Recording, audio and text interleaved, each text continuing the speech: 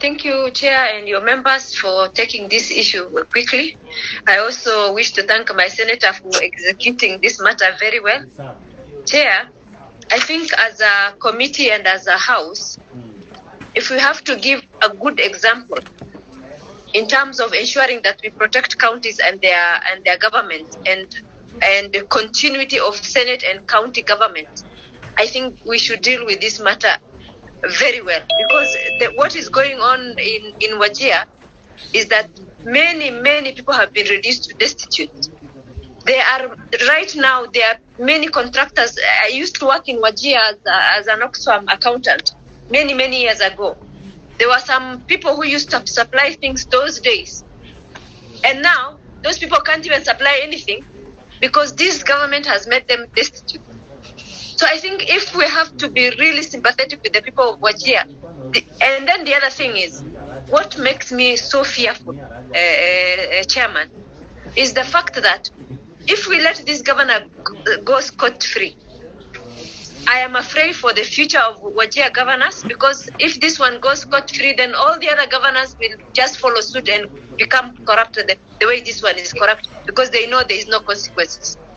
These people corrupt all the officials. The one from Auditor General, the one from Controller of Budget Office, the one from DCI. Everything you saw that even DCI, they are being paid money from the county government. Given the circumstances, I think if we have to make any recommendation as this committee, let us even not use those people who are in those that side of the world. I tend to think that Auditor General should be asked to do a forensic audit, but not their staff who are based in Wajir. They should send fresh people from here. The other thing that I wanted to know, the other thing that my senator did not say is people's money is credited to their account. Let's say you're a supplier, you're paid, the money is in your account. They come back later and remove that money from their account and pay themselves. I don't know how they manage to do that. And I think people of Wajir should actually even sue banks. Because one of the person who told me this in confidence said, my money was credited to my account. The following day, that same money was withdrawn from that account without his permission. How is that even possible in this country, surely? And then, when a governor even comes to take allowance for staff for a field trip, and they tell the staff to sign here, the staff signs, and the money goes to the pocket of the governor and his cronies. That petty. That small amount. What big thing can they let go? Then there is also this problem of requesting money from the controller of budget for supplier A, but paying supplier B, who are the same people. Like someone was telling me, he has 30 companies that are his family members' companies. And those are the only ones that keep on paid for everything in that county. And then the other thing that made me also sad is the other day I shared on Senate Business some recommendation on ECDs. ISPAC did a research on ECDs, on the performance of counties.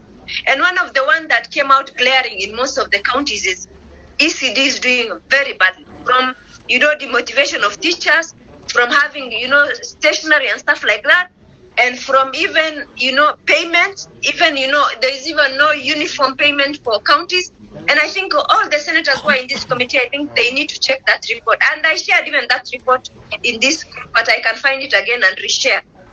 It is a damning report on counties generally. But this is what we have now. This is what it is.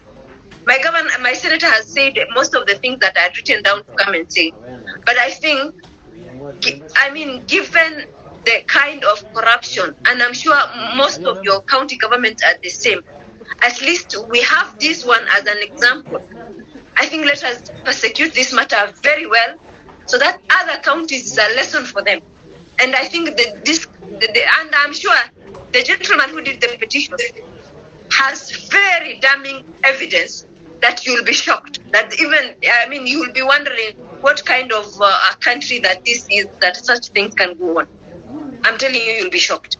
So I think let us handle this matter very well, and even to protect your own individual counties. I think this is a good example, because the things are so glaring that you wonder whether even there are any laws in this country.